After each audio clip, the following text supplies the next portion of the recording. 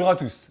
Alors avant d'entrer dans le vif du sujet, je vais vous demander d'imaginer 3 situations. Situation numéro 1, vous êtes assis dans un train et vous entendez depuis plusieurs minutes un couple se disputer sur la banquette arrière. L'homme élève de plus en plus la voix et menace même d'en venir aux mains. Situation numéro 2, ça fait plusieurs semaines que vous constatez qu'un de vos collègues subit des remarques de votre patron. Certaines de ces remarques sont déplacées, injustes, voire même humiliantes. Vos autres collègues en sont témoins également, mais jusqu'ici personne n'a osé dire quoi que ce soit. Situation numéro 3, vous êtes en ville, vous vous baladez en rue, puis vous apercevez une personne inconsciente qui gît sur le trottoir. Comme la plupart des gens, dans ce type de situation, on a tendance à se sentir mal à l'aise et à ne pas savoir quoi faire. On se retrouve face à un vrai dilemme, certains vont intervenir, d'autres non, et ça peut s'expliquer par différentes raisons. Beaucoup aimeraient faire quelque chose, mais ne savent pas quoi faire. D'autres espèrent peut-être qu'une autre personne interviendra. Quand on est confronté à une situation de violence physique, on peut avoir aussi peur soi-même d'être agressé. On peut aussi se dire que c'est pas si grave que ça, qu'on n'a pas le temps ou qu'il ne vaut mieux pas intervenir pour pas avoir de problème.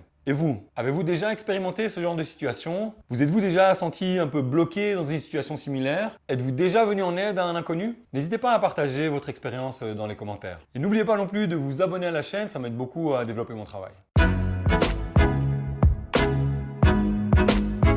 Ça fait plus d'une cinquantaine d'années que la psychologie s'intéresse aux réactions humaines face à des situations d'urgence. Un nom a même été donné à ce phénomène qui explique pourquoi on s'empêche d'agir dans certaines situations. C'est ce qu'on appelle l'effet spectateur. En 1964, un fait divers a été à l'origine des premières études sur le sujet. Kitty Genovese, une jeune femme de 28 ans, avait été violée et tuée dans une rue de New York alors qu'elle était en présence de 38 témoins. Et ça a fait scandale à l'époque et suscité énormément d'émotions dans l'opinion publique. Quelques années plus tard, 2 psychologues sociaux, John Darley et Bill Blatany, ont entamé des recherches pour essayer de comprendre l'inaction de certaines personnes dans des situations d'urgence. Dans une étude, les chercheurs ont installé des étudiants dans une pièce et leur ont demandé de répondre à un questionnaire. Alors qu'ils étaient plongés dans leurs tâches, une fumée blanche s'infiltrait petit à petit dans la pièce. On observait alors leurs réactions. Lorsque les étudiants étaient seuls dans la pièce, dans 75% des cas, ils actionnaient l'alarme incendie. Par contre, lorsqu'ils étaient en groupe, un étudiant sonnait l'alarme dans seulement 38% des cas, soit 2 fois moins. Et ce taux diminuait encore lorsque les étudiants se trouvaient avec des complices de l'expérimentateur à qui on avait demandé de ne rien faire. Dans ce cas, seuls 10% des étudiants actionnaient l'alarme. Une des hypothèses régulièrement avancées pour expliquer ce phénomène, c'est ce qu'on appelle la dilution de la responsabilité. Plus nous sommes nombreux, moins nous avons tendance à nous sentir responsables et plus on s'attend à ce que quelqu'un d'autre agisse. On peut observer ce phénomène dans toutes les situations où nous avons une responsabilité collective, comme par exemple dans le cas de la protection de l'environnement ou encore de la lutte contre le réchauffement climatique. Pourquoi est-ce que je devrais me sentir plus responsable qu'un autre? Pourquoi est-ce que je devrais agir alors que ma responsabilité est infime? Et pourquoi je devrais faire quelque chose alors que les autres ne font rien? Une autre explication pourrait être liée à la première, c'est ce qu'on appelle le conformisme. La passivité du groupe nous pousserait nous-mêmes à être passifs. En effet, agir, c'est risquer de se démarquer du groupe et de ne pas faire comme les autres. Nous nous disons aussi que si les autres n'agissent pas, c'est peut-être parce qu'ils ont compris que la situation n'était pas si grave que ça. C'est ce qu'on appelle en psychologie sociale l'ignorance plurielle. Un autre argument régulièrement avancé est la difficulté d'agir quand une situation est ambiguë. Par exemple, une personne qui menace une autre n'est pas encore en train de la frapper, et une personne inconsciente dans la rue est peut-être juste saoule et a peut-être simplement envie qu'on la laisse tranquille. C'est d'ailleurs pour cette raison que certaines personnes conseillent aux victimes de signaler clairement qu'elles ont besoin d'aide pour dissiper toute ambiguïté. Et plutôt que de demander l'aide de manière générale, le fait de demander de l'aide à une personne en particulier aurait aussi tendance à diminuer l'effet spectateur. Et dernière chose, quand on se sent compétent, on a aussi tendance à davantage agir. On a constaté par exemple que les infirmiers, les médecins ou les pompiers avaient plus tendance que les autres à agir dans des situations où une personne faisait un malaise. Par contre, les recherches n'ont pas permis de montrer un lien direct entre la personnalité et le fait d'aider un inconnu. Autrement dit, nous serions tous plus ou moins susceptibles d'être soit un héros, voire un spectateur, en fonction de la situation à laquelle on est confronté. Par exemple, on va davantage aider des personnes qui nous ressemblent. Des expériences sociales ont montré que les femmes avaient tendance à davantage aider les femmes qui sont victimes de harcèlement. Et une expérience a même montré que si vous étiez supporter de foot, vous aviez beaucoup plus de chances d'aller aider une personne qui est elle-même supporter.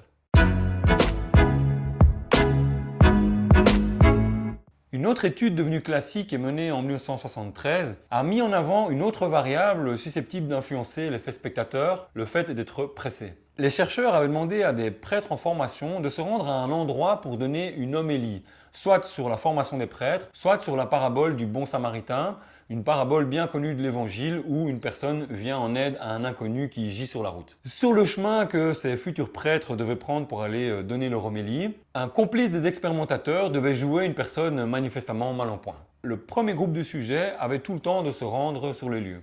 Pour le deuxième groupe, on leur disait qu'ils devaient s'y rendre rapidement, et pour le troisième, on leur disait qu'ils étaient déjà en retard. Les résultats furent assez étonnants. Pour le premier groupe qui n'était pas pressé, 63% des futurs prêtres aidaient la personne qui gisait sur la route. Pour le deuxième groupe qui était moyennement pressé, le résultat diminuait et passait à 43%.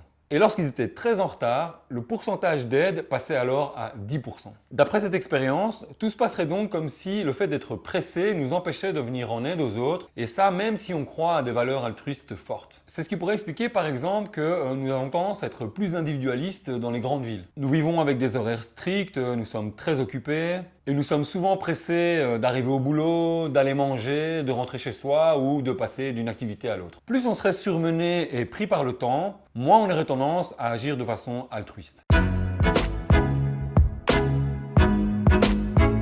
Mais malgré ces études et ces résultats, l'effet spectateur semble en réalité plus exagéré qu'on ne le pense et il a d'ailleurs été remis en cause récemment. Par exemple, certains chercheurs se sont repenchés sur le cas de Kitty Genovese et se sont rendus compte de certaines choses. Certaines informations avaient été modifiées par la presse, le nombre de témoins soi-disant présents avait en réalité été exagéré et certains détails, comme le fait que l'agression aurait duré une demi-heure, auraient carrément été inventés.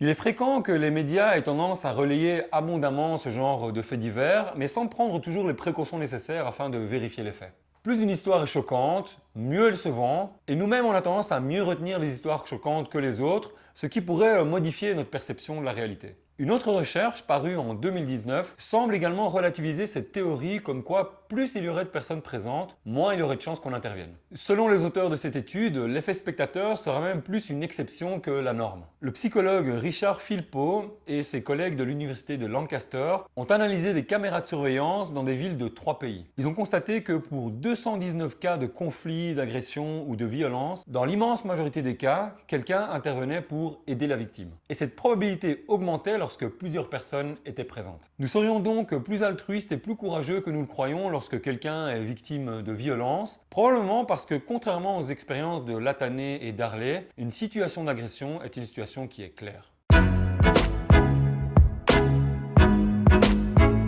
Voilà, j'espère que cette vidéo vous aura aidé à mieux comprendre ce phénomène. Si elle permet à certains d'être un peu moins indifférents et de donner davantage envie de venir en aide à une personne dans le besoin, alors son objectif sera largement atteint. N'oublions pas que le simple fait de dire quelque chose ou d'appeler les secours peut vraiment faire toute la différence. Pas besoin de porter des collants et une cape pour être un héros. Si la vidéo vous a plu, n'oubliez pas de mettre un petit like et de la partager. Et pour davantage d'informations, vous pouvez consulter les sources dans la description. Merci à vous, c'était le Prof Psycho. On se voit au prochain cours.